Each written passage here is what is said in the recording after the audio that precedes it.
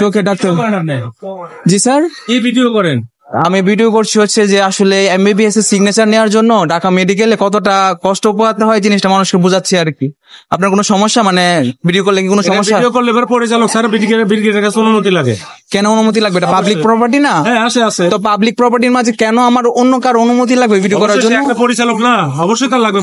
না এখানে বিষয়টা তো আমি তো আসলে কোনো একটা অনুমতি লাগে, কোনো ডাক্তারের রুমে গিয়ে ভিডিও করতেছি না, আমি পাবলিক যে প্রপার্টি যে এরিয়াটা আছে। সো আসলে ওরা আসলে ভিডিও করলে যে ওদের কি সমস্যা এই জিনিসটা আমি আসলে বুঝি না। না কি পাবলিক প্রপার্টি দিয়ে ভিডিও করা যাবে না? আচ্ছা স্যার, ওই যে চোখের ডাক্তার দেখাবো এটার জন্য কি কোনো টিকিট মিকেট কাটতে হবে?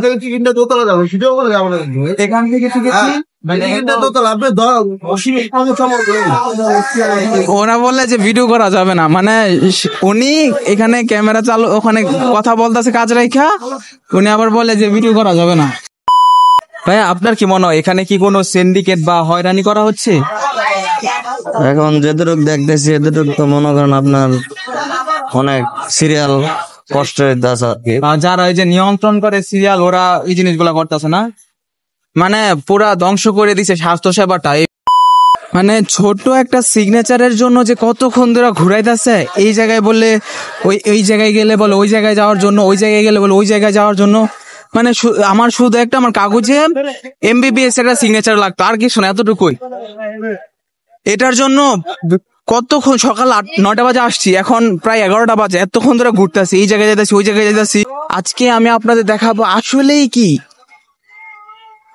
ঢাকা মেডিকেলে হয়রানি করা হয় ছোট ছোট কাজের জন্য। আজকে আমি আসছি, আমার একটা কাগজে একটা এমবিবিএস এর সিগনেচার প্রয়োজন, সো ওইটার জন্য। আর আজকে আমি দেখবো যে আসলে এই জিনিসটা কতটা সত্য যে ঢাকা মেডিকেলে সিন্ডিকেট বা হয়রানির শিকার করা হয়।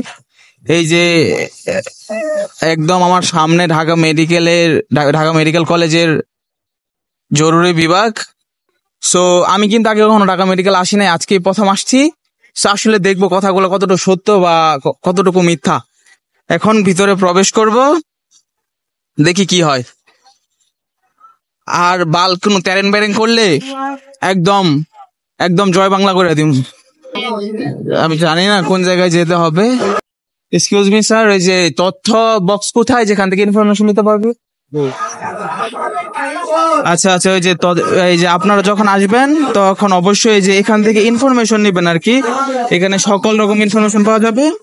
এই যে আমার পিছনে যে জায়গাটা দেখতেছেন এটা হচ্ছে ইনফরমেশন বক্স বলে আর কি। এখানে সকল আপনি কি করতে চাচ্ছেন, কিভাবে করবেন, সকল ইনফরমেশন এখানে পাওয়া যায়। তো উনি খুব সুন্দর করে আমার সাথে কথা বলছে এবং আমাকে বলছে যে এটা করো ওইটা করো, আমার ভালো লাগছে। তো আসলে বলছে যে এদিকে গিয়ে বিষয়টা যেটা,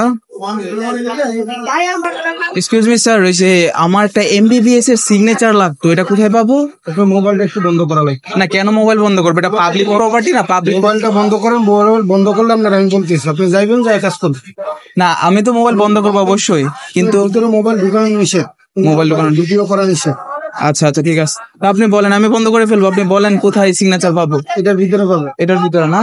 আচ্ছা ওই যে এটার ভিতরে গিয়েছিলাম, কিন্তু ওই যে ওখানে বলতেছে যে ওদের সিল নেই আসলে, এমবিবিএস ডাক্তার কিন্তু সিলটা সাথে আনে নাই।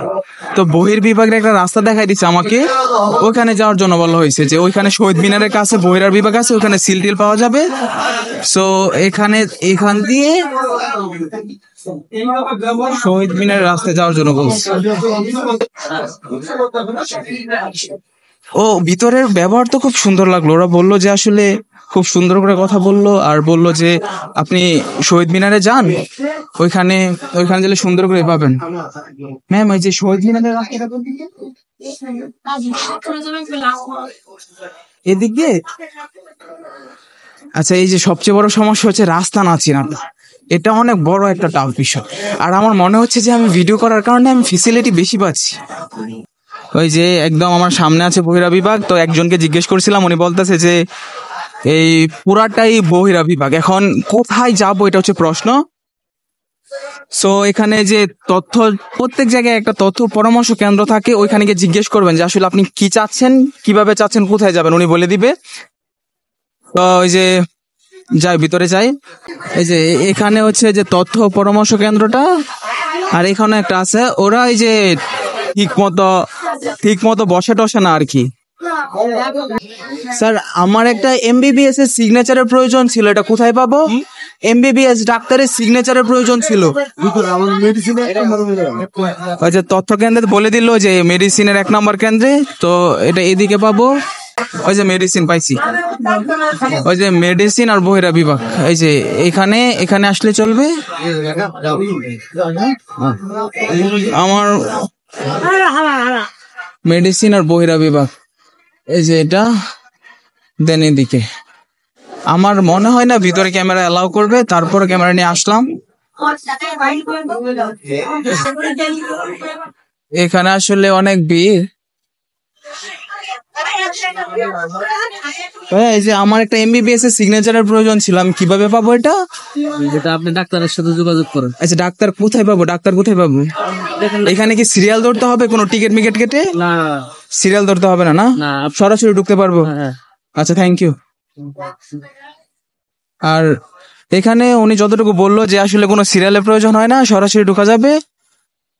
সো দেখা যাক, ভিতরে ক্যামেরা অ্যালাউ করবে না, তো ক্যামেরাটা বন্ধ করে ফেলি। হয়রানি নাই বলতে প্রচুর হয়রানি হচ্ছে এখানে। আবার আমাকে বলা হচ্ছে যে প্রথমে চোখের ডাক্তারের কাছে যাও, দেন পরে তুমি এখানে এসে সিগনেচার নিও। এখন চোখের ডাক্তার কোথায় পাবো এটা খুঁজে বের করতে হবে, কারণ চোখের ডাক্তার ছাড়া এই ফর্মটা ফিল আপ হবে না। আসলে জিজ্ঞেস করি তথ্য বক্সে গিয়ে যে চোখের ডাক্তার কিভাবে দেখাবো। না কি পাবলিক বর্ডারে দিয়ে বিড়ি করা যাবে না? আচ্ছা স্যার, ওই যে চোখের ডাক্তার দেখাবো, এটার জন্য কি কোনো টিকিট মিকেট কাটতে হবে? এখান থেকে টিকিট ওরা বললে যে ভিডিও করা যাবে না, মানে উনি এখানে ক্যামেরা চালু, ওখানে কথা বলতেছে কাজ রেখা, উনি আবার বলে যে ভিডিও করা যাবে না। স্যার আমি চোখের একটা ডাক্তার দেখাবো, এখানে টিকিট পাওয়া যাবে? উনি মূলত যে একটা টিকিট দিয়ে বলতেছে যে 2 তলায় যেতে হবে, 2 তলায় গিয়ে চোখের ডাক্তার। জি স্যার, কি ভিডিও করেন? আমি ভিডিও করছি হচ্ছে যে আসলে এমবিবিএস এর সিগনেচার নেওয়ার জন্য ঢাকা মেডিকেলে কতটা কষ্ট পোহাতে হয় জিনিসটা মানুষকে বোঝাচ্ছি আর কি। আপনার কোনো সমস্যা, মানে ভিডিও করলে কি কোনো সমস্যা? ভিডিও করলে এবার পরিচালক স্যার ব্রিগেডের কাছে অনুমতি লাগে।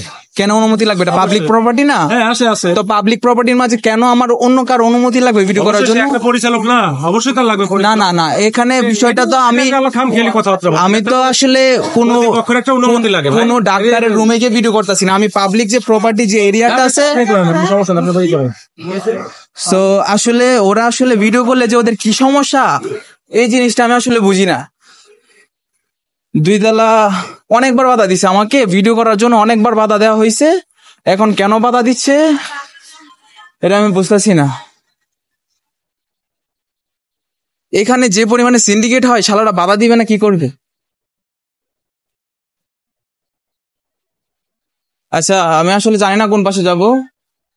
চক্ষু বহিরা বিভাগে পাইছি, সামনে ডানে। মানে বিষয়টা হচ্ছে যে আসলে এতক্ষণ যে জিনিসটা নিয়ে ঘুরলাম, এত সময় লাগছে না। আমি কাগজ জমা দিছি, ওইখানে এত সময় লাগতেছে। ভাইয়া আপনার কি মনে হয় এখানে কি কোনো সিন্ডিকেট বা হয়রানি করা হচ্ছে? এখন যেদুরুক দেখতেছি এদুরুক তো মনে করেন আপনার অনেক সিরিয়াল কষ্টের দাস আর কি। যারা ওই যে নিয়ন্ত্রণ করে সিরিয়াল, ওরা এই জিনিসগুলা করতেছে না, মানে পুরা ধ্বংস করে দিছে স্বাস্থ্য সেবাটা। এই বিশেষ করে যে নিম্নস্থ যে কর্মীগুলা আছে, যারা আসলে লাইন নিয়ন্ত্রণ করে, ওরা হচ্ছে আসলে যে বিভিন্নভাবে হয়রানি করে। মানে কি বলবো, মানে হয়রানির কোনো শেষ নাই। ঢাকা মেডিকেল বা বিভিন্ন সরকারি যে হাসপাতালগুলো আছে, আমি কখন ইয়া জমা দিছি কোনো খবরই নাই ঢাকার। আচ্ছা আমার ফর্মটা আসলে বাকি কথা বলতেছি। ফাইনালি আমার এই যে সিগনেচার নেওয়া শেষ।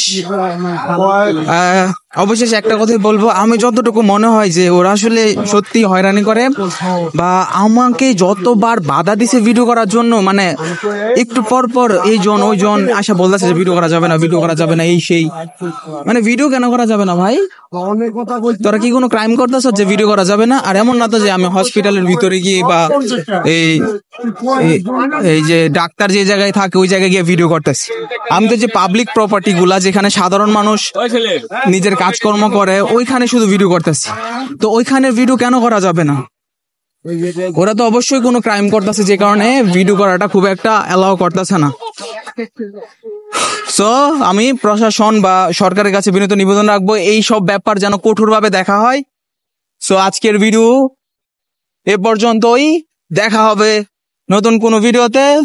ততক্ষণের জন্য আমি আসিফ জারাজ এক্সপোজ, দেখা হবে নতুন কোনো ভিডিওতে। ততক্ষণের জন্য গুড বাই।